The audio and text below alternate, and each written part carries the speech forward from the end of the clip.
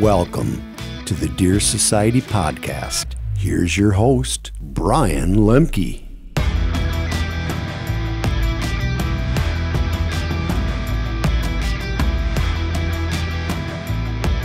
What's up, everybody? Thanks for tuning into the Deer Society podcast. I'm Brian Lemke, joined by Mike and JJ Dukart, and special guest in the studio today, Mr. Dan Coffman from Ohio. What's going on, Dan?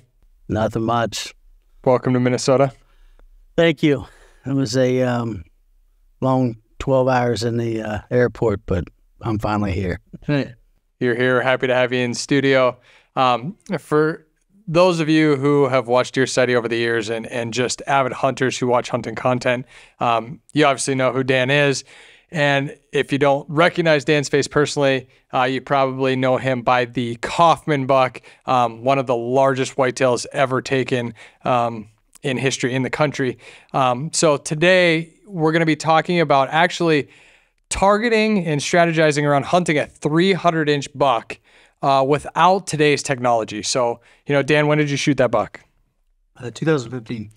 2015. So a lot has changed since 2015, just in the technological realm of the hunting and outdoor industry. So we're going to talk about, just some of your strategies back then and how they might be different, today using some of that technology. Yeah, that's quite the challenge, isn't it? Now, I just want to clarify something.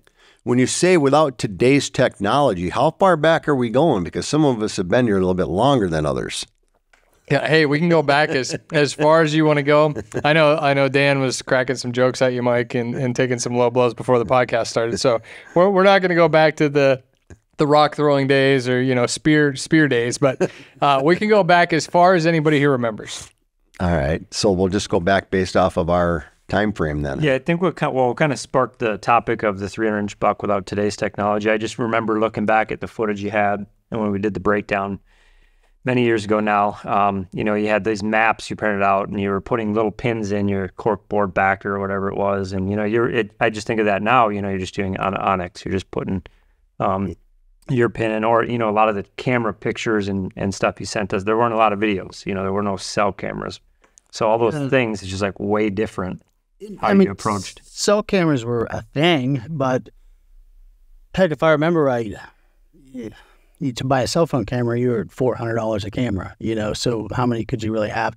I didn't have any personally. What I did was obviously went to I think Staples and printed out a big map and basically took red pins and white pins, and I had different pins, and the pins were where I had tree stands, mineral licks, where I had trail cameras, where I'd seen the deer, where other people had told me they'd seen the deer. And every time, if I was almost positive I knew that a deer, he was bedded somewhere, I'd put a pin there, and that pin was a different color, maybe black. And then if I seen him from the road, I'd put a white pin there. If I got him on trail camera, I'd put a white pin there. There were spots that I knew he had been. And then I stepped back, after all that scouting, and I looked and I said, well, with the pins that I have from where I've seen him, it looks like this is his main core area. And that kind of told me, where I should focus my time in on that main core area and start looking at pinch points, corridors, and everywhere he could be traveling.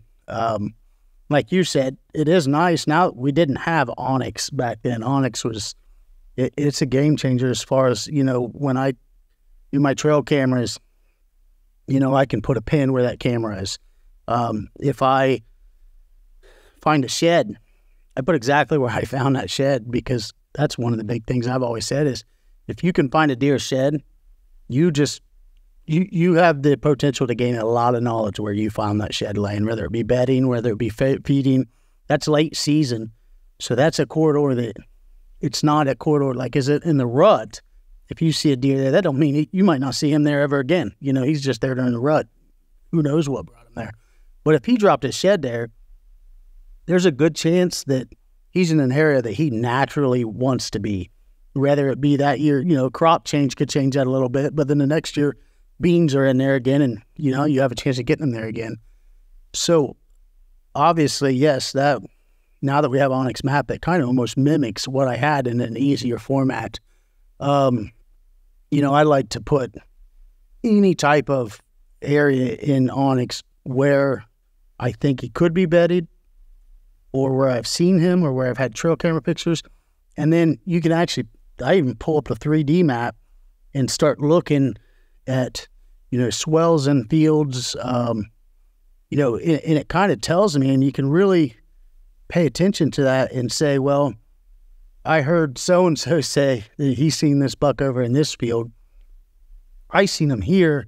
And then you pull that map up in a big picture, and it's like I tell everybody, I'm like, when you're looking at onX, by all means, look at the small picture and focus on what you think is core areas, but never be afraid to open up the big picture. Look at the big picture. These deer travel a long ways. And if you can start looking at that 3D map and like the hills and everything, you can almost kind of see where, like, man, he probably travels this ridge right here. Wait, that comes out right next to behind the house. So he's probably not going in that backyard. He's probably going down into the pasture and crossing up right here. There's a creek right here.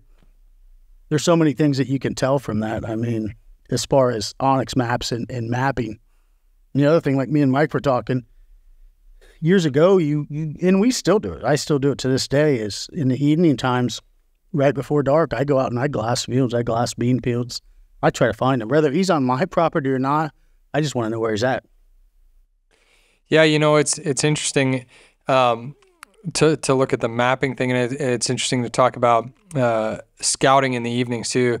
I know it's not only an important scouting tool, glassing bean fields in the summer, but it's also a fun thing to do. JJ, you mentioned that it was a lot different before you had kids, and that's true. Everybody's busy, so it's hard to get out sometimes too. Dan, from a trail camera standpoint, we all here run a ton of reveals now, so we're getting a lot of real-time data. You can go on some of your cameras right now and see what your deer are doing right now, right? Mm-hmm. What kind of trail cameras or not necessarily brands, but like what was your trail camera strategy, if any, back then? And how did that help you, back in 2015, I guess? Back in 2015, I was running probably 30 cameras. They were just regular, normal cameras. I didn't have any cell phone cameras. What I was doing is I tried to set my trail cameras up in a place that I could literally pull up on my quad and not get off of it and just leave as little scent as possible. I would adjust them just a little bit sometimes if I wasn't getting a lot of pictures. And then I would use that data and I would compare it back to the barometric pressure, the moon phase, the weather, what the wind was doing, and try to figure out what it was that was making him, specifically the Coffman buck, or any mature buck I was hunting, and I would try to compare it to the weather, the wind, the pressure, everything. What was it that was making him move in that area? Obviously, I was paying attention to feed, soybeans, and to be all honest with you, I have a lot more information just by knowledge and experience today than I did then. So, hindsight, there were probably a lot more things I could have used that I don't have, or that I didn't have back then that I do have today. But mainly the cameras, like I said, prime example we were talking earlier, like the new cameras, when you get a picture on them, you can put the zip code in and it tells you on that picture what all that information was. Well, back then, you got the picture, and then you put the data with the picture, and then you went back and studied that picture and tried to look at the pressure. Did he move 2 days before the front? Did he move the day after the front? Did he move during the front? And it wasn't so much, you'd get a lot of nighttime pictures, but those nighttime pictures, I never really paid as much of attention to, because it doesn't do me any good if he's moving at night. I only need to know when I got a picture of him moving in the daytime, what was it that day that made him move in the daylight? And where he was, I paid attention. Was it over bean fields? Do I have green bean fields? Was it over just a pinch point? Was it coming back and from, to and from, going back then we drove around and looked where all the green, obviously comes early season, you're looking like, well, my beans just turned yellow. He disappeared. Well, where did he disappear? Did he disappear in the acorns? Well, we just drove around. We didn't, and looked where all these other bean fields are that are green and all that. Where now you can at least look at onX, and it won't tell you necessarily what's in that field right now or whether it's green or not, but at least it tells you, you can look at the big picture and see well, he could be in this field, he could be over in this field, and then you can go scout those fields in the evenings and figure out. And you know, like we were talking earlier too, is with the cell phone cameras, it's turned me into more of a hang and hunt type of hunter. Back then, stands were hung. You didn't really hang and hunt as often because you didn't have the information you have now. You relied on the information you had in the past and up to 2 weeks ago. So you hung a stand and hunted it in hopes that he would move in there again. To me now, having cell phone cameras, it's made me realize more than ever, I think, that to try to guess what that deer is going to do in 2 weeks, or even guess what he's going to do today based on what he did 2 weeks ago, it's almost, everything's changing so fast, especially like right now. You have, like I said, you have bucks that have hung together all their life that are turning 4 and 5 now. They lose their velvet, and now they can't stand each other. Where they've hung together for years, but now they're at the age where they're not going to tolerate each other anymore. So they start, this one, they get in a little scuffle and realize, okay, well, he's more dominant than me, and he says, I'm going this way, and this one goes that way. Well, that's a change. Then you got, like I said, the bean fields, the acorns dropping, hunters now going in and starting to set up properties the week before season. That changes, where a deer does the same thing all summer long, and then now he starts seeing pressure on 3 different farms, and he adjusts his. So everything's changing so fast. You know, reps coming, that I truly believe that 7, 8-year-old deer, it's hard. You know, we've always said, put a pattern on him. Like, it's exhausting for the last how many years thinking I was going to put a pattern on a deer. And the more I hunt, the more I think to myself, you ain't going to put a pattern on him. You almost, like, I want to run cell phone cameras. And as soon as I have information that I think he's moving here and I can kill him there, the very next thing I'm doing is I'm looking at the map. I'm figuring out what were the winds, what can I get away with in there. There's times when he'll move in a bottom, and you know, yeah, he's moving in the daylight at bottom, but good luck going and hunting it with the thermals and the winds or whatever you're going to get. That's the reason he's in there. He's smart, and he knows he has all his senses down there.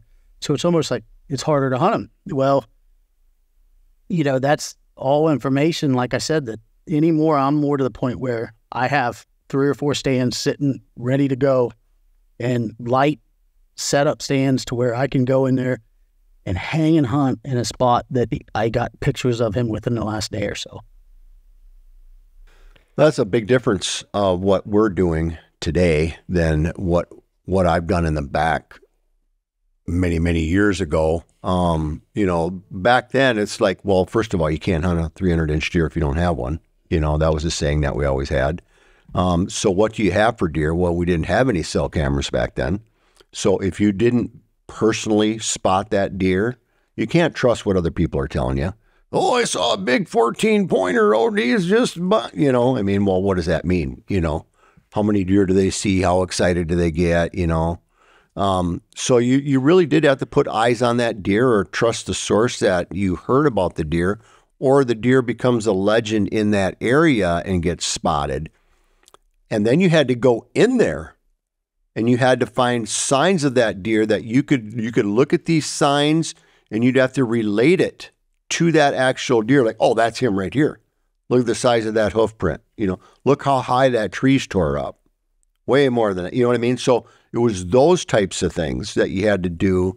It was just a completely different world. I mean, I remember there was times where we would, you know, you could tie a piece of fishing line across a trail to kind of get an idea. And then they come out with a little deal where actually you trip that line, and it would come and tell you what time the deer went by. It would trigger a time, you know. So we're going back a ways now.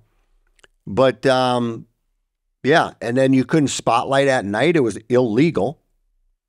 So it was just a completely different world. So you're putting all these scents out there because they didn't have the fancy soaps. They didn't have the clothing. They didn't have, I mean, I'm going back now, and it was just a different world. So if somebody shot a big deer, it was typically in a party hunt, and it was jumped or pushed.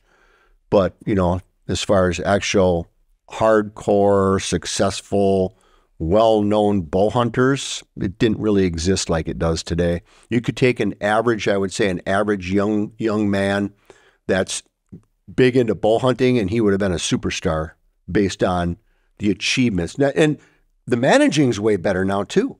That's another thing. So once again, can't have a 300-inch deer if a 300-inch deer doesn't live there. So the management is way better today than it was back in the day. I mean, I'm sure if you looked in Boone and Crockett and Pope and Young, that the numbers, and I know I've never even posted one. I don't know anybody who has even, put it in there. It's just not my thing.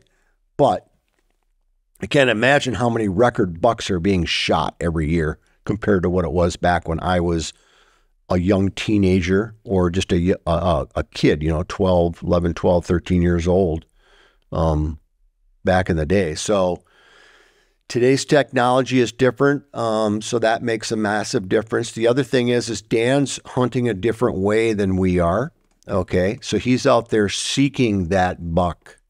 He's got access to, and I don't want to put words in your mouth, but he has access to bigger and more properties than what I personally do. I'm sure we could go find it, but we're not doing that because we made the effort to purchase our own property. So now we're managing and creating a property, and we're watching these deer, and we're figuring out which ones we would love to see make it through the year that could potentially become that 200-300-inch buck. So that's a different mindset and a different concept too. But we're using the same kind of concept. I think it's really very similar, whether you got the technology or not. You look at the data, it's wind, it's barometer, it's time of year, it's food, it's core areas. It's now we're creating the core areas instead of seeing what their core area is. That'd be the difference between what Dan's doing and what we're doing right now. And now we've actually started this new system of food. So these little micro plots, food plots have been around forever, but the strategy of taking a micro plot and putting it in creating a system of travel for these deer and creating patterns, that's a fairly new concept. It's not brand new. We're not the first ones to ever do it, but we're learning and teaching about it now, I think a little more so than has been done in the past. So creating that behavior versus figuring out that behavior is advantageous too. And then if you take the technology that supports that, your trail cameras, your moon guides, all those different things, your different apps and your Onyx. And so that's kind of my thought process on that. Well, and that brings an interesting topic too. The human pressure too. That's the other thing that gets really, really overlooked. Back in the day, you couldn't do anything about human pressure because you were wearing the old farm boots and you were wearing the jeans and there was Carhartts. There wasn't a lot of hunting clothes out there. If there was, it was like a pullover suit that a mechanic would wear that was in brown and brown and tan camel. And you never washed stuff. I mean, none of that mattered. Nobody really knew. Which, I do believe too, in a sense, not that I think all that does matter, but in a sense, we've also, if you were to take somebody 50 years ago and put them in a Carhartt bibs to go hunting that were never washed in, a farm or whatever, and you were to take a person today, put them in them same bibs, I believe that guy 50 years ago would still have better success because of the education. We have educated these animals over years. Yeah. And I think you could get by with a little bit more that 50 years ago than you can now. And I think it's the amount of hunters, just the education. The deer have evolved and educated over time. I agree with that 100%. Not only that, but I started out in waterfowl, and I started out, studying Canada geese and hunting Canada geese. And I used to get in calling competitions. And, I was competing at the Worlds and the Nationals and the States and all that. I bet you I couldn't even call a goose in today. That's how much they've changed. That's no joke. Oh, absolutely. Because I haven't done it. I haven't done it in over, I don't think I've shot a shotgun in over 10 years, just because this deer thing ate us up. But no, so to Dan's point, I know for a fact that is happening. I know for a fact that is happening. As hunters, if we're not keeping up with that, it's kind of like shame on us, because that is part of hunting, is learning to keep up with And I know I've done it before. A good example is when I used to hunt. I grew up hunting field lines. You hunt cut cornfields, rut bucks were running everywhere. Does were running across the field, bucks were chasing them, and it was just a blast. And then I sat in them same 5 years after that, wondering why ruts they just don't rut like they used to. There's too many does, making every excuse in the world why I wasn't seeing bucks, until it finally dawned on me, or somebody taught me, or I don't know how I figured it out, that no, we've educated these deer and they're no longer running across. Whether it be, maybe it's not the bucks, because we know the bucks are in the rut. They're not that intelligent, but them does are. Them does are still intelligent. Oh, yeah. And they know that's getting us in trouble. That's getting us killed, or for whatever reason, it's dangerous, and they quit doing it. And then here I am still sitting there watching an empty field, and it took time for me to realize, no, I need to get closer into the thickets. I need to get over the cornfields that aren't cut yet. I need to get in the high grasses, areas these bucks feel more comfortable in. And then obviously you have to learn to do that without, bumping them deer or causing too much pressure in there. And it's made it harder. But that's the great thing about hunting, is it's always, it's like I say over and over again, I don't want to learn from the guy who thinks he knows everything, because the guy who thinks he knows everything, he quit learning when he started thinking he knew everything. Like, I want to learn from the guy who keeps learning, because he realizes there is so much more for us to learn, and we'll never learn it all. So on that point of, the deer are getting smarter and they're adjusting and making differences, I'm making a pledge. Every single doe that snorts or blows at me, I'm going to kill it, so that they learn.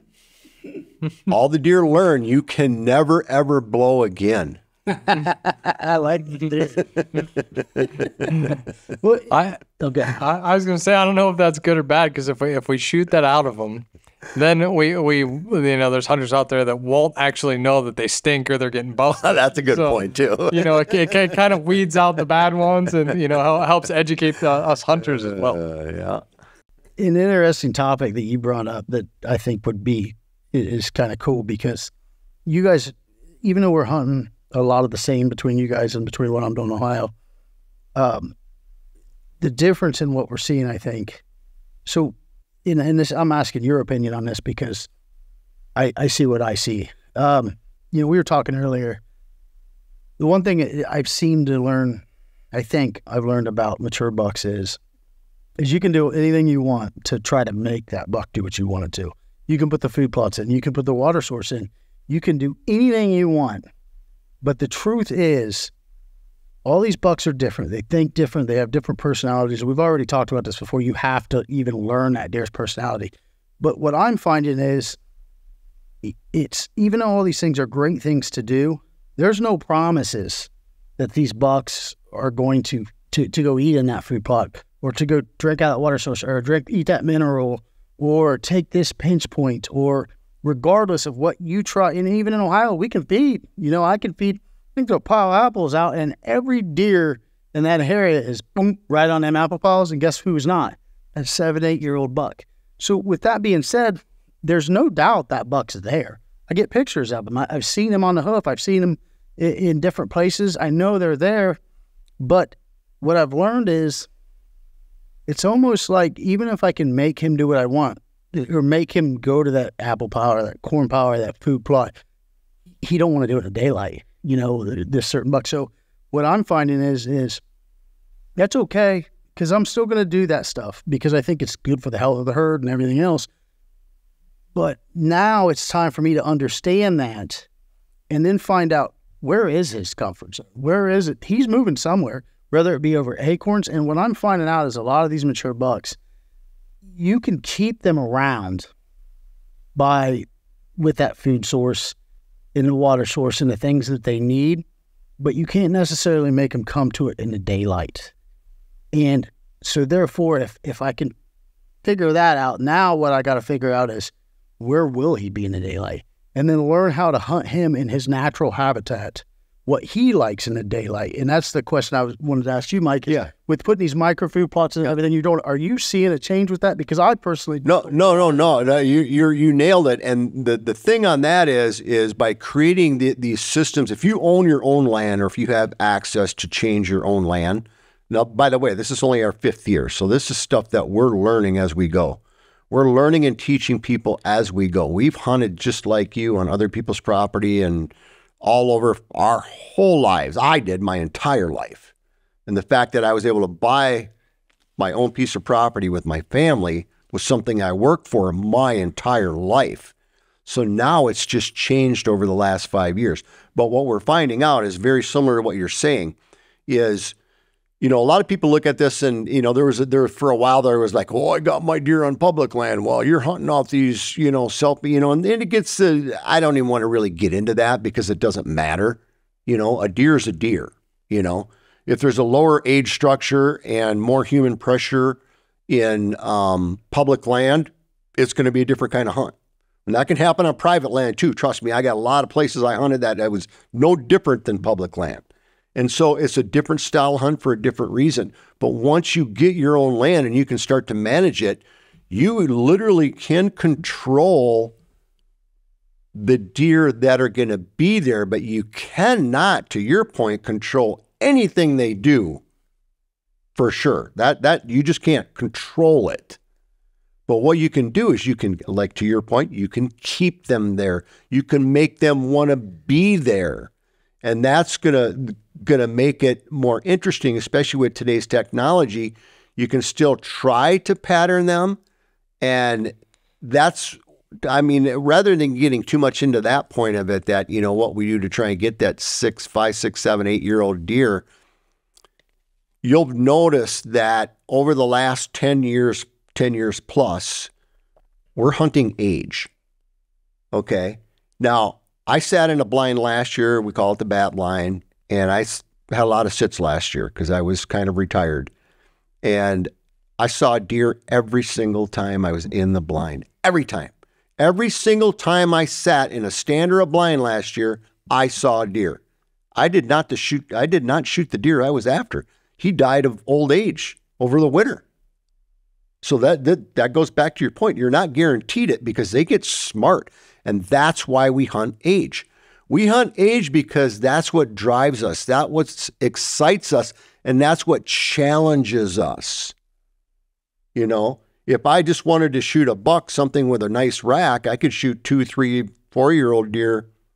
We'd be done probably in the first week or two. But with our target bucks, you know, when they get 4, they get a little smarter. When they get 5, they get smart. When they get 6, 7, and 8, they are a major challenge. And I don't care if it's managed land that you own or if it's where it is, public land, whatever. They just are super, super smart. JJ, you're awfully quiet. Talk about a little bit about... I'm just absorbing all the information. Oh, yeah. Listen to you. You're teaching it to me. One thing I was going to bring up is, you know, looking back at Dan Coffman buck, what we had back then, or what you had back then, was just trail cameras that were picture only. So how does that change to what, I mean, obviously it's a huge difference to not only going from still to going to video, which tells you a way different story on how the deer comes in, where they leave, you know, just all that kind of stuff. Then you take it to the next level where now it's real time. So now I get a picture, I can request HD video, I have it that night. Now I know, okay, he's in there right now. So like look back, try to take yourself back to getting pictures back in 2015, whether they were even clear or most of them were probably blurry, nighttime stuff.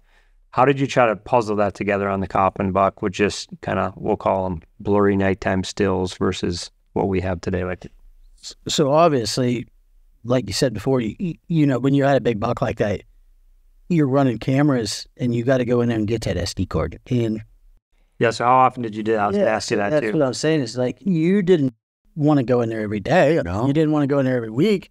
You actually tried to set the situation up to where you only had to go in there once a month. So now have that information for the whole. Yes. But then when you got that month's worth of information, you can start piecing things together. You could piece it together, but with like what we were saying earlier, you're talking about a time, because when you're starting to piece this together, it's True. True. Things are changing. Yeah. Everything in a month's time. Yeah. So much changes about bow season. So really, and it's funny if you really think about it. I've heard other guys talk about this.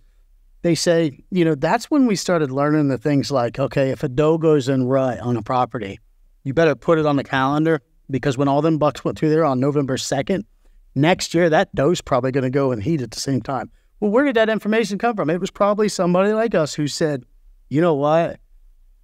I got this data 3 weeks too late.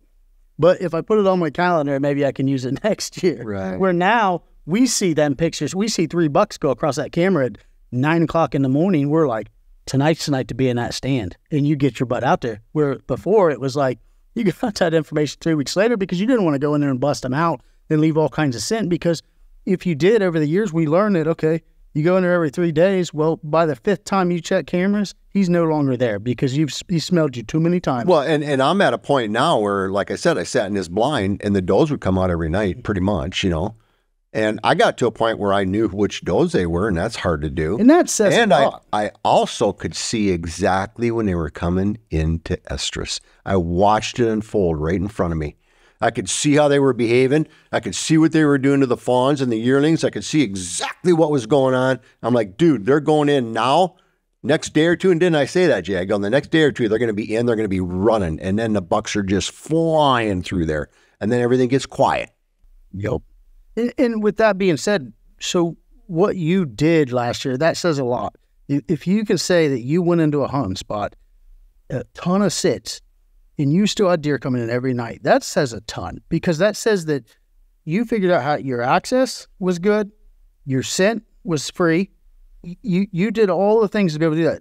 That is not a common thing. Usually by the 5th, 6th sit, you quit seeing deer. Why? Because you're burning that place out, because you're not, you know, and even if you're doing everything you can to control scent, it's not always perfect. It's hard to do. And you don't sit it 7, 8, 9 days in a row. I mean, if you see that, oh man, I might have bumped them, but they were a little spooky that day, you better take a few days off. And that's the nice thing we have, though, with cell phone cameras today versus what we didn't have, like what we were talking about. You know, the cameras back then, these cameras, you can tell what's going on and know when to go in and when to stay out. Exactly. And them cameras back then, you didn't really know that. You hunted, you pulled cameras. Even sometimes you tried to, I'm going to pull that card when I go in to hunt it. That way I don't waste a trip, you know, leaving scent. And, but like you were saying, now we got the cell phone cameras, you know, the video is, I'm surprised I didn't at least, I actually was behind 8 ball on using the video. I had cameras that did video for years that I didn't use the video.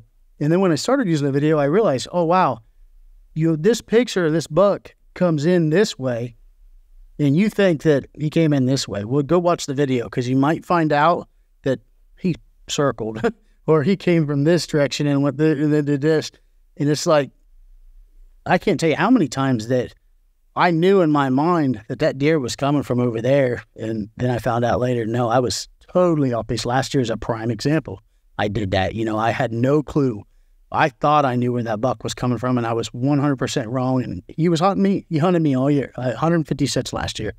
And I think the cameras are, I believe truly, honestly, my cameras are probably my most important tool. I think that's becoming a trend. Yeah, if I had to say, I would say they're my most important tool. But like I also said too, I feel that we gotta, me personally, my goal was to get better at using them. And what I mean by that is using them in spots that are not necessarily more important, but like prime example, like instead of having cameras on main corridors, you know, maybe get them on the acorns, natural habitats, where that deer is in his natural element, and he goes in there feeling comfortable because he knows that falls from that tree every year that has all my life, that food plot it just popped up this year. And even though it tastes good and it looks good, it's just strange. I'm not used to it yet, so I'm a little bit more cautious going in there. And I think that, having that video to watch that, I think if you watched enough of that video, you'd realize there's a reason why that buck comes in there and he walks and he's like looking around everywhere. And you can tell on video. That's the great thing about video. You can tell in a video, is a deer in his natural comfort habitat, or is he a little bit spooky? Well, guess what? If he's a little bit spooky, there's a good chance that if he wants to go in there, he's either going to be bedded close enough to watch you walk in there, or to at least watch it during the day, or he's coming in downwind even though it might look like he's not. He circles a big circle, and those are all things that, to me, are important. If I watch him walk into a food plot or an apple pile or whatever food source, and it's unnatural, and I see him walk in on that video, and he's like kind of tiptoeing, spends 5 minutes there, and then boom, just disappears. That tells me that, like, okay, even though he showed up in the daylight there, I might have a chance to hunt him there, but I have to strategize very smart with this, because if he's walking in there spooked, he's probably trying to, be on his A game with all his senses. Like, he's trying to smell, he's trying to see. He knows something's just not perfect about that situation. Yeah, I think a lot of people look at it kind of the way you're describing it too, is that, okay, it's about the food, and that's really not what microplot systems are about at all, to be honest with you.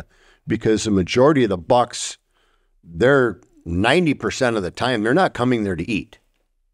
They're coming there to see what's going on. So what you have to do is you have to put those other elements in there. You know what I mean?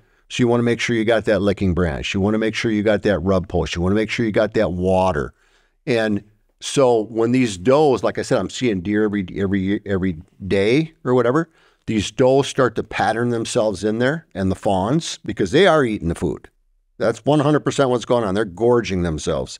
And so they're going in there eating the food, and then the small bucks will filter in, and then a little older age buck will come in. Now we're talking these 2-year-olds and these 3-year-olds, and now there's commotion going on. And now you're giving that big buck a reason to get in there. Yes. Now you're giving him a reason to get in there. And he may do it at night. He may do exactly what Dan said. But with today's cameras now, we know. We know exactly why, when, and how, and, so would that be? It's helpful. I think we also need to keep in mind, too, is what time of year you hunt. Are you hunting the first week of season? Are you hunting the rut? Right. Are you hunting late season? If you're hunting the main season at mid-October through December, I think that what you said is dead on, because you're right. He don't care about food at that point. He's one thing on his mind, and that's breeding. And he's going to come in, rather even a little bit before breeding season, he's still checking out where these does at, what are they doing, is there any other bucks in here? Do I need to be fighting off any, dominance issues? But I also believe, too, if you're hunting that first week, you're hunting an intelligent buck that's on his A game, and you're hoping to somehow, some way have him in some sort of a pattern, whether it be not necessarily a pattern, but he's still kind of in his... Well, once again, you start creating these behaviors, and now it's been multiple years. So, I mean, JJ even knows. He even said, well, some of the new bucks are going to start showing up now. This is going to happen now. This is going to happen now. And he nails it every year because it's become a pattern. Okay? They're coming in before food's even ready, in most cases, checking out, who's been in here? When do the first scrapes start opening up? They start, who's been in there? Is it at night? Is it during the day? It depends, but they're still in velvet. But we don't get bachelor groups coming into these food plots and feeding in these food plots. It's kind of weird. They're just the bucks, like you said, they're not into it, It's not really their thing. I'm still seeing the young bachelor groups together in Ohio, but not anything over 5, 6, it seems like, have kind of, they started their own direction. Yeah, when it comes to, you guys are talking about timing and stuff. We're seeing that right now, late September. We're coming off a time where we had a pretty good pattern on a nice 5-year-old buck when it was like the strongest pattern I've ever seen, thanks to actually seeing that daily on the reveals. But yeah. Now we're at a point where it's like, that's changing, and that changed. Now that window is closed. Kind of missed that window, but we're getting ready for the next shift. And there's still maybe a window for that buck with a cold front. There's times where he'll probably pop in there during daylight. Still moving more nocturnal, but soon, now it's shifting to new bucks moving in, finding these community hubs and these food plots. Yeah. It's kind of like shifting to that next pattern. So how do you, with going back to, like I said, obviously we've kind of come to the conclusion that one of the biggest differences between 2015 and now is the cell phone cameras, the ability to get them, the availability of them, the video on them. and even now, even getting better with getting into solar panels, not having to go check them as often, bigger SD cards, stuff like that. So my question is, I know what I try to do, but as far as like you have that buck and he's patterning on you and you have a pattern on him and he's going to change, like things are going to start changing and he's going to change his pattern. To me, what I'm trying to do, and I'm not great at it by no means, but it is one of the things I consider, and I do try to do in advance, is I consider not only where the buck's at, where he's been, where he might be, where he'll be later. So when I'm putting my cameras out, I have cameras in areas that I think is close to bedding. That camera stays there. I would love to go in and get out. I have a camera in a bedding area right now that I would love to go change. It's too late. It's stuck there. It's stuck there until something makes me think that, okay, I'm safe to go in there and get that camera out of there. But that camera's stuck there. And it's still taking pictures every once in a while. But it's not done me any good yet. I don't know if I misplaced it. Maybe I should have moved it over here a little bit, whatever. But then I also have cameras in areas that towards this last month of, this month of September, coming up to bow season, obviously we're all in the thought process of how do we make this happen early, right? So then you get into the third week of September, fourth week of September, when bow season is just getting ready to come in, and boom, he changes that pattern. What I'm trying to do is I'm trying to look at forward and say, okay, where can I put these cameras that I know he's not at right now? But where are these acorns going to be falling? When he changes, why will he change? Is it a food source? Is it does? Is it, scrapes? Scrape lures are awesome right now if you can get something out early, because it'll give you an idea of what that pattern's changing to. Like what's he going to do next? And obviously we know from here moving forward, we know food source, antlers harden, testosterone raises, starts looking for breeding ground, breeding does. Okay, acorns are going to start dropping. Bean fields are going to start turning colors. So when you start thinking about that, I try to think forward and say, I need to get a camera over in this flat where I know the fourth week of September, acorns, or the third week of September, acorns are going to start hitting the ground, and these deer are going to be in there. Now, because if I wait and I don't do that, and they come off them beans, they have that camera on, well, yeah, I can go take that camera off them beans because they ain't in there right now. But last thing I want to do at that time of year, especially if you're hunting a 7-8-year-old deer, is go in and leave scent in that flat where the acorns are. So what I'm trying to do is get enough cameras to where I can have, cameras in all those places, and moving forward too, to where when that happens in there, boom, I can get in there. And we're blind right now. I mean, we're like back in the day, because we've created bedding area within the property and no human goes in there, period. You just don't do it. We don't have cameras in there. We have nothing in there, and we don't go in there. Part of that's because we don't have the infrastructure quite done yet. Eventually, we're going to have some core interstate type trails that will allow you to access certain places, like more on the outer edge, not necessarily through the core bed, but on the edges to where you can get in and out and get a camera potentially. But no, we hunt blind. Because we have an inside out property, we only pattern the edges and the outsides and the microplots. That's the only thing we pattern. Otherwise, we stay completely on. So we don't know that buck that disappeared for a day. We don't know if he was on the neighbors for a day or two. JJ brought that up. But then he showed up that following day at, 3 a.m. or whatever. But he's changed his pattern for sure. But we don't know. He could be on our property. We'll never know that, because we will never go in there because of exactly what you said. We do not want them deer getting wise to us. With what we said earlier too, that's an absolutely great thing to do. And I've learned over the last 10 years by mistakes is, in one of the biggest things I learned is I have properties that are 100 acres. I have properties that are 300 acres. I have properties that are 7 acres, but they're surrounded by, great areas. Well, over the years, I found out, it seems like my success comes off my 7 to 10 acre farm. Why is that? Well, because when I get a 300 acre farm, I would intrude all over that farm thinking that I had to manage that whole farm. No, you don't. You don't. That farm's managing itself. That's Mother Nature, and it does a good job at it, and them bucks like that. Just like we were talking earlier, you can't control what that buck's going to do. You can put the food plot in, you can put the water source in, you can put all the stuff that buck needs, and guess what he's going to do? 9 times out of 10, he's going to come to it nocturnally, and you can't hunt that deer. Right. So if you... Or even putting a food pile out, same exact thing. So if you think about that, and if you take all his natural corridors and his natural habitats and his natural comfort zones away from him on that whole property, guess what you just did? You made him nocturnal on that whole property, and now you can't hunt him on your property. So I agree with that 100%. What I'm getting at is if I have 10 trail cameras, cell phone cameras, that I can say, I want to put them towards this property, I think that it's smart for me. I can say, well, I want to keep all these cameras in places that I can adjust them and all that and move them. Or I can say, you know what? I want to take 5 of these cameras and I'm going to put them right here. And then the other 5, I'm going to buy solar panels for them and make them to where I never have to check them. I'll buy the biggest SD cards for them, the best solar panels for them, and I'm going to take them back there, and they're going to stay there as long as I need them to.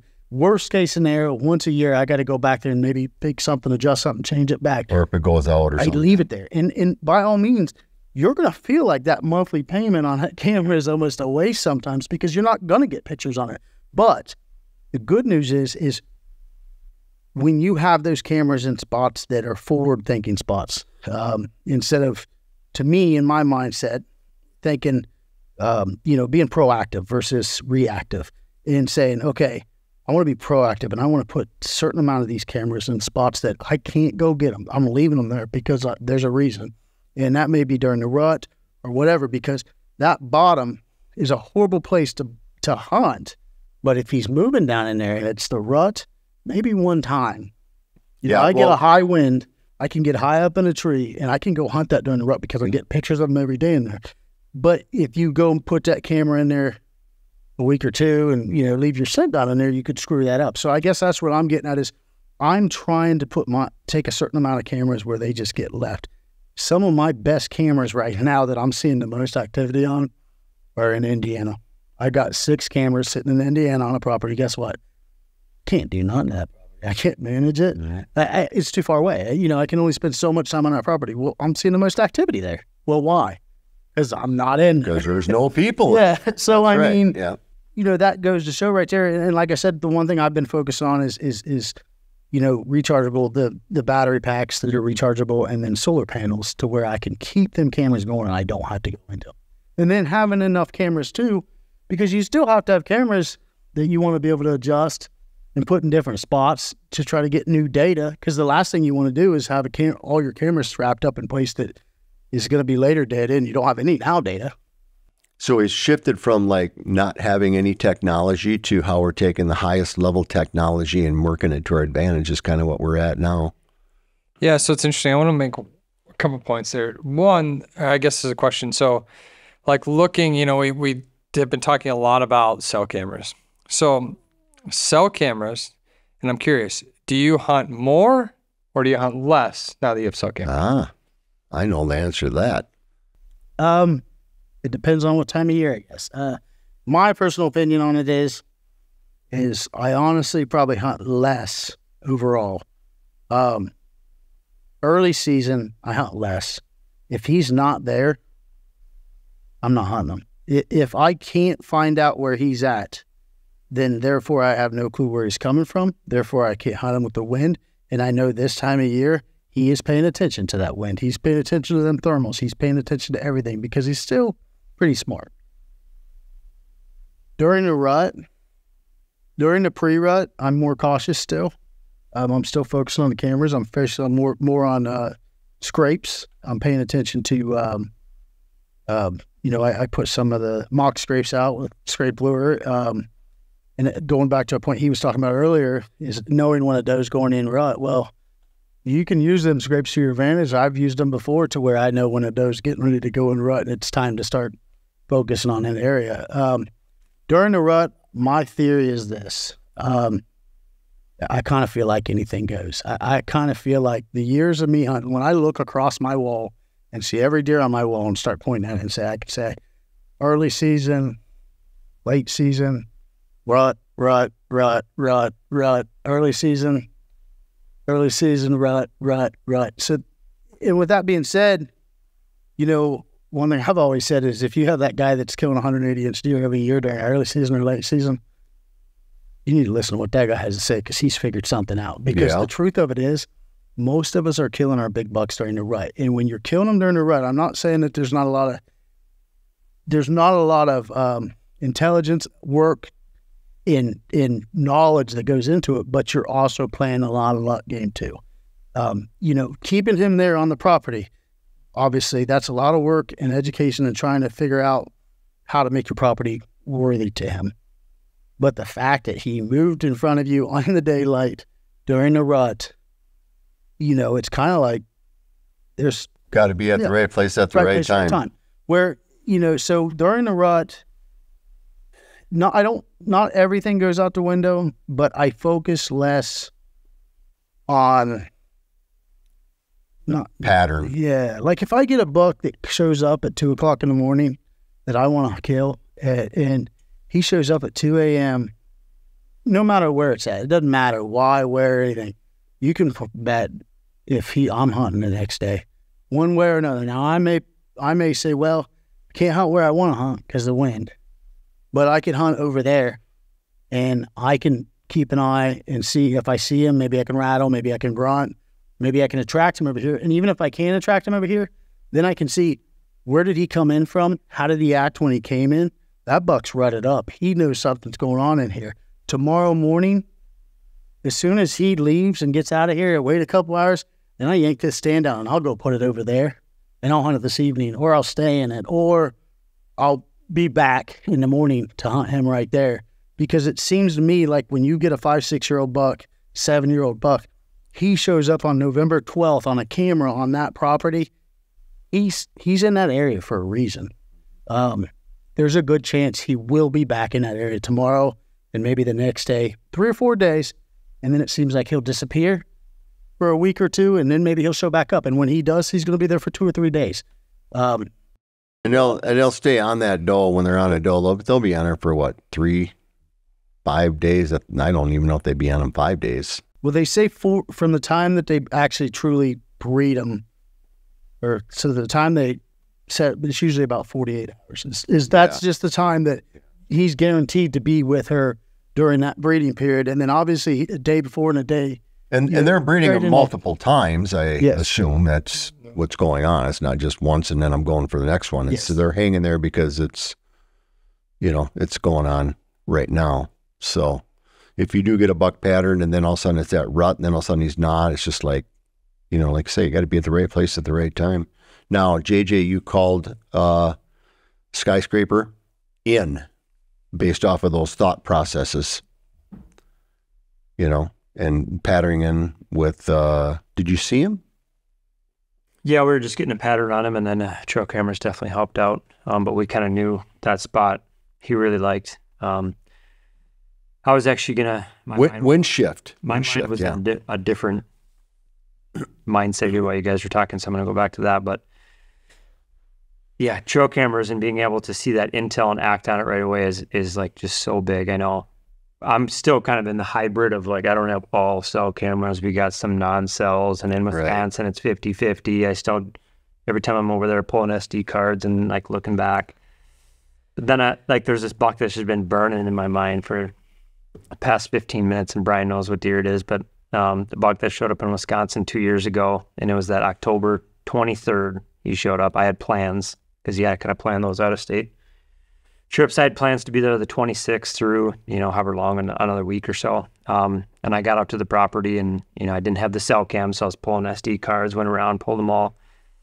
And for 2-3 days, like that window, that maybe he was on a doe. It's pretty early there, but that typically is earlier the further north you are. So maybe he was coming in to check for the first hot doe, or maybe he was on the first hot doe, but he was there for 2-3 days.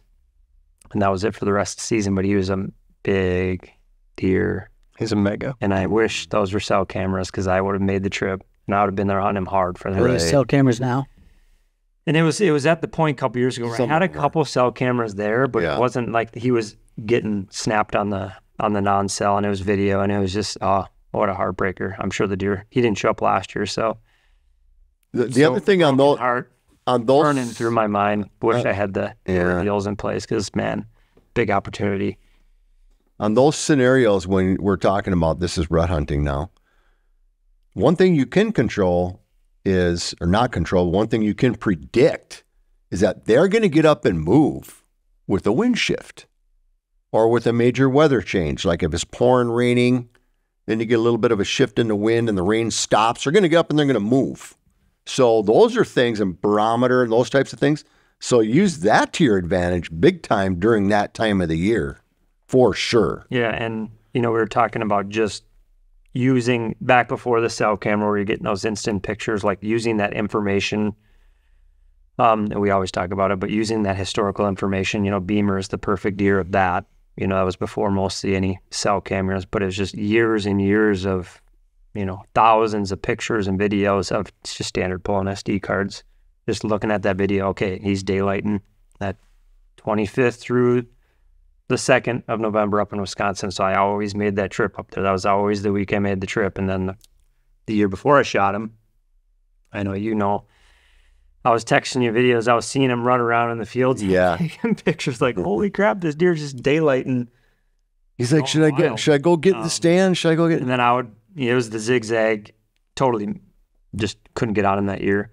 I made a move. He was in another spot, but I just kept continuing, the next year. Okay, I'm going to be prepared for him. This is the week he shows up. Well, then, the first time he showed up, I shot him. So is that information that you still get now. You just don't have that real-time information. Yeah, or I didn't have the real-time information like you would now, but it's still the same strategy. You're still trying to look back. We always pull all of our reveal cards, and there's so much missing that you just don't get from that thumbnail that's sent to you. There's a buck that's hopefully still alive now, 9-year-old deer. A couple of years ago, we didn't think he walked through the property at all. Well, then you go late season, pull the card, and he was the second buck through the frame on November 7th. Didn't know he was on the property the whole year. That's where that HD video. And the other thing on that is you're looking at age behavior is the challenge there. You know what I mean?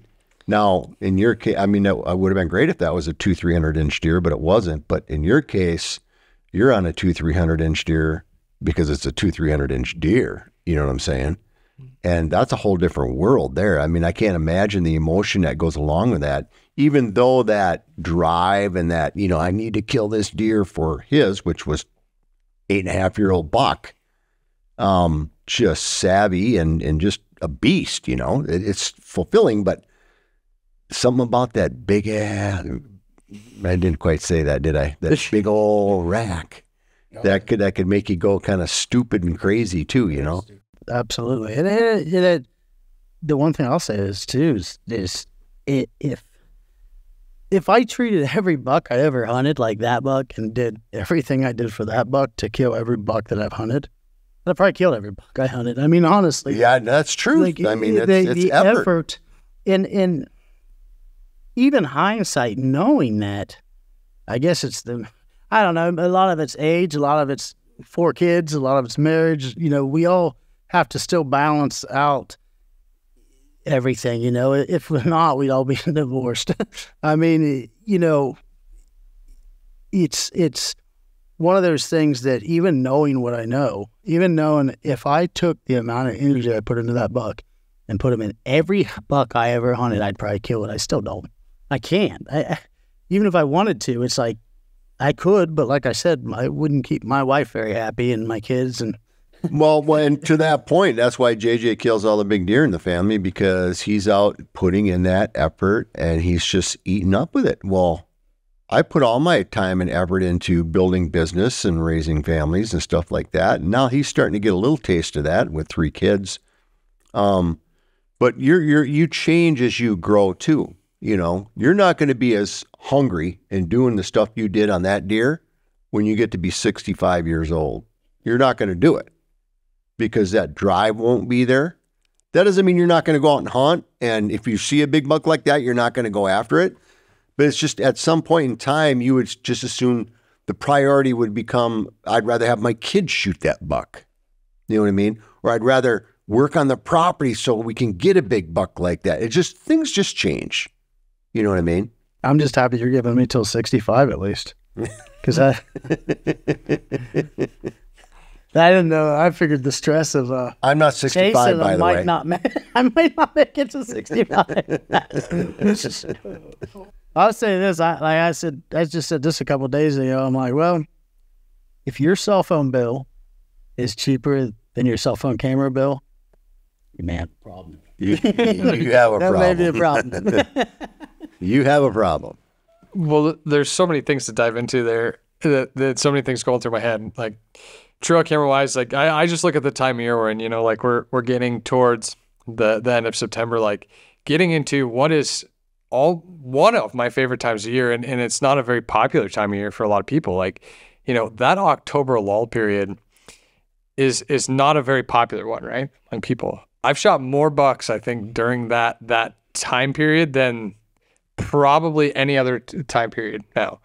And I think cell cameras are super important there. And I think it's twofold. One, it's historical data we just talked about. So not only is historical data important during the rut, but I feel like historical data during that early October phase is really important. And I'm super excited for it because I see year after year, especially if you have a property that you have the opportunity to hunt on year after year, and you watch some of these bucks grow up, they're shifting right now. We talked about that. You guys pointing that out. These bucks are shifting. And, you know, I've seen year after year, these bucks like to shift, or the more mature bucks will shift into these same areas year after year. Like during that early October period, now running cell cameras in the right spots, when you see that shift happen, bam, it's a really good time to jump in the tree. And yeah, I have 3 kids and you know, helping to run a business and family, like I don't have as much time to hunt anymore. I surely hunt less with cell cameras, but I will say that even though I hunt less, I think my success has gone up. Oh yeah. And I think there's multiple reasons for that. One, it's just because, like we talked, you're not in the woods as much. You're not going to check cards. You're not, like, you're getting that intel from afar. But 2, you know, if you have them in the right spots, you know, when you get that right intel at the right time and you pick the right window to go hunt, you know, and you couple that with historical data and all the things, it can make you really successful. So like coming up, you know, that October period, don't throw it away, say, oh, it's October lull, I'm not going to hunt. Like, man, it can be super effective. And we should do a whole podcast on the October lull and strategies there. But I want to talk about, you know, we're getting a little long here, but I want to talk about one thing and ask a question. So we've talked about all these things that are different, right? Since 2015 and the technologies that are different. What is the same? So like, for example, I know calling played a factor in the 300-incher. Like that technology is very much the same and very much still effective today. So I want to talk about that a little bit in comparison to what's changed. I'll walk into the calling thing since you brought it up. The calling part of things has changed since I started looking at how deer communicate and what products were on the shelf back in the day. You know, everything was called a buck grunter. I got a buck grunter. And then this can call thing came out, you know, which was now bleats, which is does and fawns. And so there was that. And then there was the bags with the sticks, the rattling and all these kinds of things. And of course, people were using shed antlers for rattling as well. So this all happened and it became big and we commercialized it and we pumped it and we did this and we did that. And then everybody was trying to get into it, but nobody really broke it down at the level of the communication piece. Okay. I mean, I shouldn't say nobody. I'm sure people talked about it, but not at the level where you need to understand it because it has changed significantly. If you just go out there and you got the wrong call in your hand, and I'm going to tell everybody right now, if your call is too loud, you're hosed unless you're in Kansas on a windy day. You know what I mean? If you're hunting timber and your call's too loud, you're done.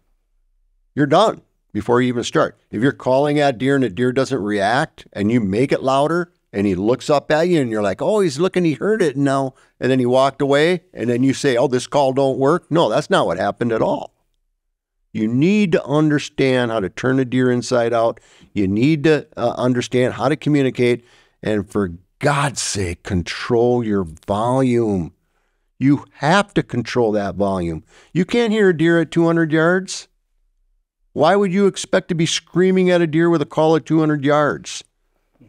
Now, I've called deer in at 200 yards before. I got it on film, but it's a different psyche, and it's not an old buck. I can tell you that.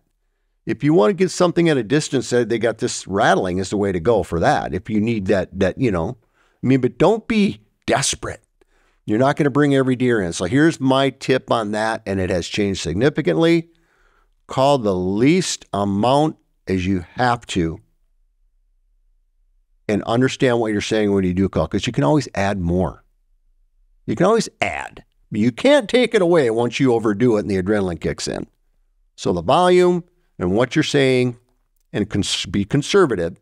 JJ's that way. I'm not near as conservative as he is, but yeah, that's what makes it effective. Well, I think going back to what you're saying, to take that grunt call and that black rack in there and think it's going to do all your work for you is a false thought.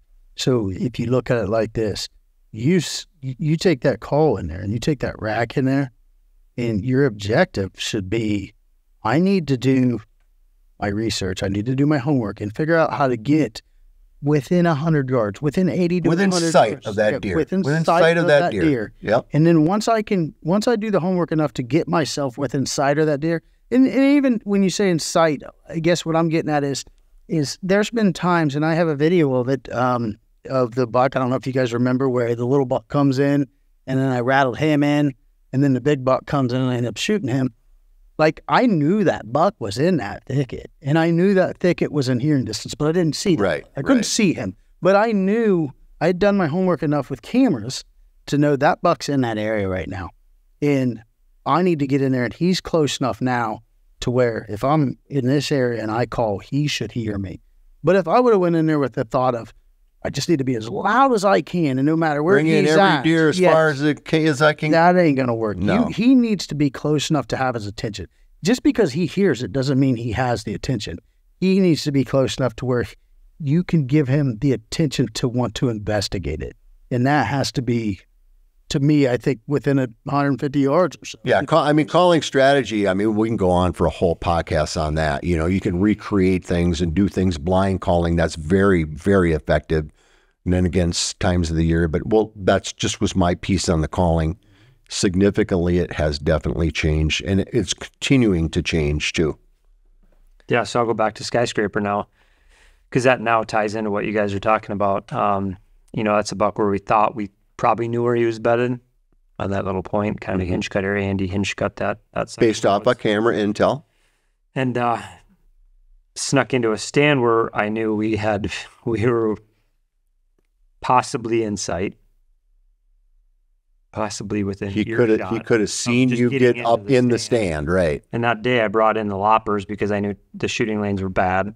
I was like, and there was this one tree I was going to potentially go trim, and I got to the tree and it was just too quiet. And instead of walking out 15 yards, taking a tree down, I just decided, no, I'm going to leave him at the base of the tree, and I got up. So it just kind of like, that's how tight we thought this deer was.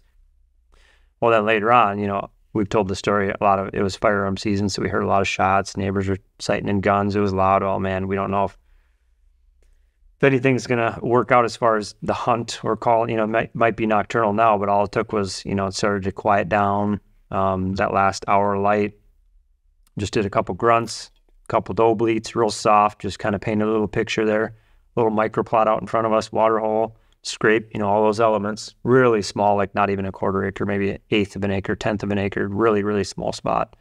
And it wasn't, I don't know, I don't remember how long it was, if it was 5 or 10 minutes, but you could just hear the yeah, he just walked in naturally. Mm-hmm.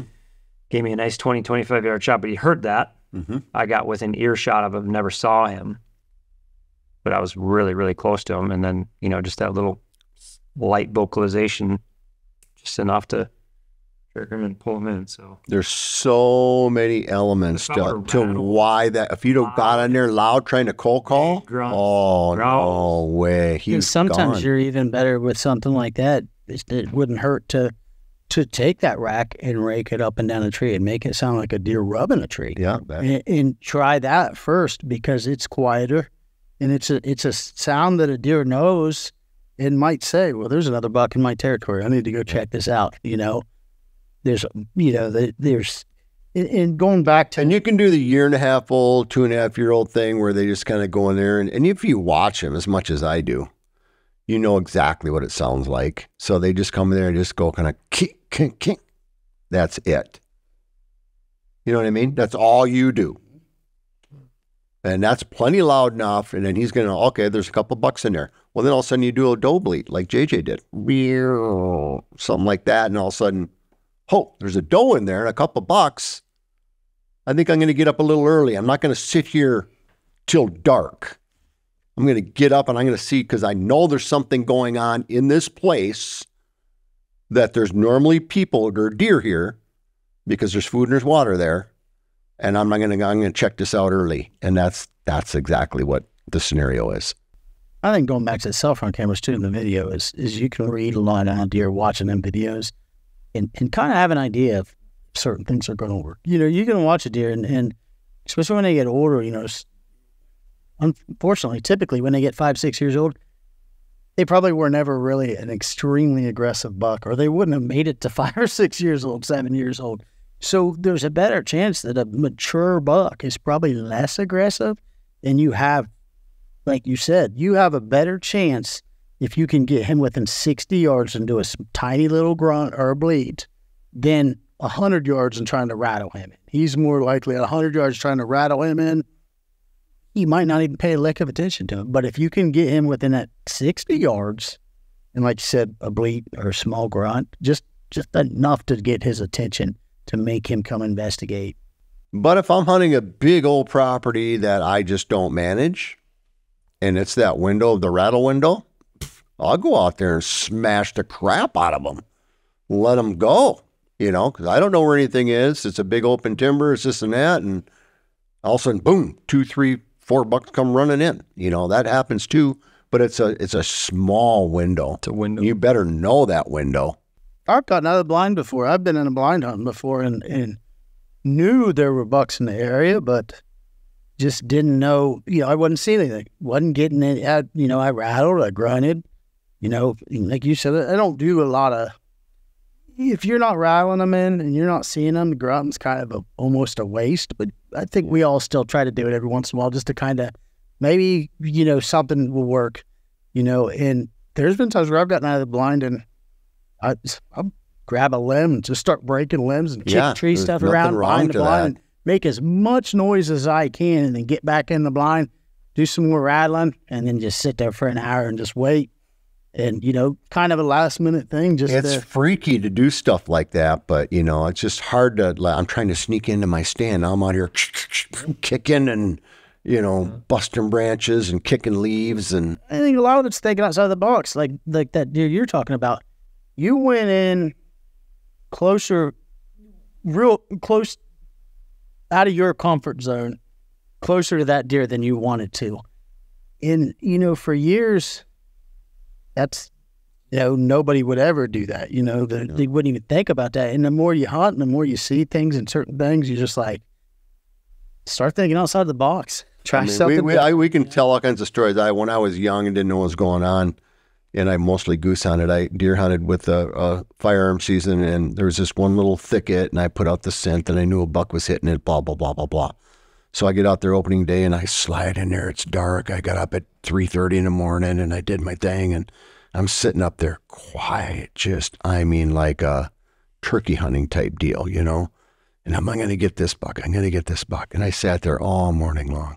And it got to be about 10 o'clock. You know, I was like, screw it. I'm going to go down and take a break. And I'm going to go to the truck and I'm going to eat a sandwich. And I'm going to do this. So I get down real, just super quiet, you know, just slid right out of there, you know. And I start walking up the fence line. I got about halfway to the truck. I'm like, God dang it. I need to get back in that stand. And so I stood there and like, I'm going to eat my sandwich quick here. And I looked and he was sitting in that thicket below that stand the whole time, got out of that thicket after I walked out and walked down the fence line out to an open field to get the heck out of there. He knew you were there. He knew I was there the whole time. Crazy. It's just crazy stuff like that. What was the other thing you were asking? You said something about calls, but then you said something else too. Oh, just what else has stayed the same? The deer are intelligent. When they're smart deer, they're not going to fall for things. They're just going to be hard to get. They're not going to do what you want them to do. I think some of the things that that have stayed the same is the whys. Why does a deer do this? Why does a deer do that? And just to give you some examples, is October lull. And if you think about the whys, it can really help you, I think, as you were saying, for cell phone cameras. Okay, so you start thinking about the October lull. Why is the October lull the October lull? The deer don't disappear. They don't quit moving completely. They move less. I believe, if I'm right, I believe the October lull is caused because a lot of those bucks are still in it's hot, and they've changed from their summer hide to their winter hide. So they got their winter jacket on now, and then boom, it turns 80, 90 degrees again. They're hot. They're staying in the bottoms. They're staying in cool areas. They're probably eating acorns. And what's the one thing we all do when it gets hot? Plenty of fluids, right? Drink water, right? So I would think if you were wanting to do good in October lull, you would have cell phone cameras on water crossings, creeks, and bottoms, places that it was cool, because that's if a deer's going to move. And I truly believe that deer, almost kind of like the winter opposite, but it goes back to the same. It's never changed over the years. When it gets 6 degrees outside, rut's over, that buck has one thing on his mind: staying alive. He's going to eat, water, sleep. And he can't burn too much energy because he's only getting so much food to stay warm. He's burning his energy staying warm. So guess what? He's going to be close to a water source and a food source, and he's going to stay in that area because he don't want to move a ton, because he don't want to burn that energy that he's eating to stay warm. Well, you get to the October lull, and it's kind of the same, but it's opposite. But it's never changed. Them deer don't disappear. They want to stay cool now. So they're going to eat, they have to eat, probably not near as much, so they're going to be browsing on briars and green stuff in the woods, but they're going to be staying in bottoms. Hopefully there's an acorn tree and there's a water source. But my cameras would be on a water source, knowing that the October lull is coming up. I would know where my water sources are on my properties and what are some of the main crossings that they're going to use to get water, and that's where I'd have cameras because, the whys, to me, haven't changed. Why does the buck do what he does during the rut? It hasn't changed. Why does the buck do what he does during early season, late season, October lull? It hasn't changed why they do what they do. The only thing that's changed is we've educated them and made them do it smarter. Yeah, and keep in mind, weather and geographical location has an impact. What Dan's talking about isn't the same that's happening up here, and what's happening at Dan isn't the same thing that's happening in Louisiana that specific time of the year. So this October lull, I still need more clarification on it before I'm really going to buy into it 100%. I'm kind of like you, yeah, they're maybe making a behavior change. I need to understand it better. I've never really got into it too much. I definitely feel that's a pretty specific time. Yeah. I would definitely go to say that, I feel pretty confident saying that in Ohio, as long as our typical October, and when I say October, I mean first, second, and third week of October. In first, really, truly first and second week, and maybe going into the third week, we see less deer. Where we saw deer like going to apples and food plots and moving a lot and rubbing trees and stuff like that, it just almost sometimes it feels like they disappeared. They were gone. They went somewhere else for a week or two. And I will say that is consistent, other than last year, where if you look at the records in last year, you'll find out there was a ton of big bucks killed early season last year because we had cold fronts coming in and the temperatures were staying down in the 50s and 60s at night, and it was staying cool. That's typical for this. Yeah, see, that's what I'm saying. The weather. Yes, the weather changes. Yeah, the October lull is, to me, you can call it the October lull all you want. I call it, it's hot. And the deer don't want to move that much. See, what's your take? Is it that the first does are coming into estrus and they're locking down, or is that different? No, a lockdown thing. Yeah, I think that's different. Yeah, that's later on. It's that kind of first, second week of October. A lot of guys cry October lull, and that's what they said: last deer movement more, nocturnal movement more.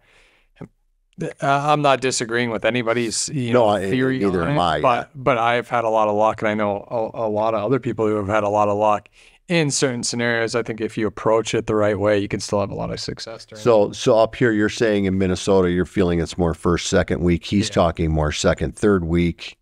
Once again, he's further south, we're further north. What I've noticed is that annually, that first frost in the first week in October is when the first big buck starts showing up daylight. 100%. That's the first time you see him daylighting. Yeah. Typically. I mean, it's been a consistent thing. I believe it's. I know we're getting kind of long here, so I don't. Well, I think we can do a whole podcast on it. Well, you had something before we wrap up, JJ? Yeah, I'm going to go back to one thing on trail cameras, just time of the year, maybe something that we're doing that could be a tip for somebody out there. If, Dan's talking about getting these cameras in these deep holes, these hard to get to spots with full batteries, solar panels. Like if you're going to do that, I feel like this next week, this last week of September, first week in October, like that's when I know I'm going to wait for a nice weather window, extremely windy or big rain, which we had this last week. Yeah. Brian, you moved some We did a lot of work right before that. I know that's in my mind. I've been thinking for several weeks, like I need to get one of these long-term setups because maybe not everybody can afford a bunch of them. So maybe you have a couple cell cam setups with the solar panels in that deep gut, in across the river on the island, in, this place I'm not going to go to for the next 45, 60 days. Put it in now to get that intel for that. Yeah, that is a best part of the year. Great tip, Dan, by the way. Yeah, that's great. Great tip. And with you said, you going back to like, not everybody can afford as many cameras. Right. And I believe, and no matter, just to throw this out there, nobody can afford as many cameras as they want. And I don't care how many cell phone cameras I have, I want more and I need more and I can't afford more. It's always that way. So, but what I will say is I've tried to look at it as a percentage thing. Like if I only have 3 cameras for a property, I want one of those cameras on a spot that I almost know for a fact that I'm going to know that deer's there. In Ohio, I can feed apples, and the deer love apples this time of year. I'm going to keep that camera on them apples, and I'm going to get that deer nocturnal. It's not going to be any great pictures that I know I can hunt him on, but I know he's there. That's my kind of confidence thing. It keeps my confidence he's there. And then I'm going to have my second camera. So I only have 3 cameras. My second camera is going to be in that area that I believe that there's a good chance he's traveling and I might be able to kill him there. And it may be, if I'm hunting a ravine, I'm hunting the tops and the outer skirts of my property. That camera is going to be somewhere in them outer skirts that I can hunt. And I think there's a good chance he'll show up there in the daylight. He's not going to show up here in the daylight because he's going to be more nocturnal, but he's going to show up daylight somewhere in here and I can hunt him. That third camera is going to be my camera for the October lull. It's going to be down in that bottom in a creek, or it's going to be on them acorns that are going to be falling in 2 weeks. I'm a lot less likely to get him on that camera. It's deep. It's got a solar panel on it. I'm not planning on going in and getting that. Or maybe it's in a bedding area that I know Bedding, yeah. I can slip in there in that bedding area and get him in that bed. And then, it's kind of one of those things that but unfortunately, once you get that third camera in there, it's kind of locked in there. It's locked in. It's locked in. The camera at the bait pile or the food plot or wherever you're going, you can go in there a little bit more and change batteries out and cards and stuff like that. Well, it's not locked in if the neighbor shoots him. Well, that's true too. Yeah. So, but then this camera is kind of a camera that you're almost leaving more freed up to move around the places that you can hunt more. And that's how I look at it. Now, if you got 10 cameras, now you can do a percentage of those down here and up here and here. There. That's kind of how I look at it. Well, lots of topics there. And to wrap this thing up, 300-inch deer, you got good news and bad news. Bad news is to shoot a 300-inch deer, you need to find one. The good news is if you find one, there's lots more tools now than there was in 2015 to put in your arsenal to try to kill them. So if you find a 300-inch deer, good luck. Send us pictures. Send the pin to Coffman. He'll come show you how to shoot them. But guys, thanks for tuning in. If you enjoyed this podcast and you're watching on YouTube, make sure you subscribe. Download the free Deer Society app. Lots of sweet hunt breakdowns coming. Some more hunt breakdowns coming from Dan here up soon. So if you're getting out there, good luck. Exciting time of year. Season's kicking. Can't wait to see some harvest photos, and thanks for listening.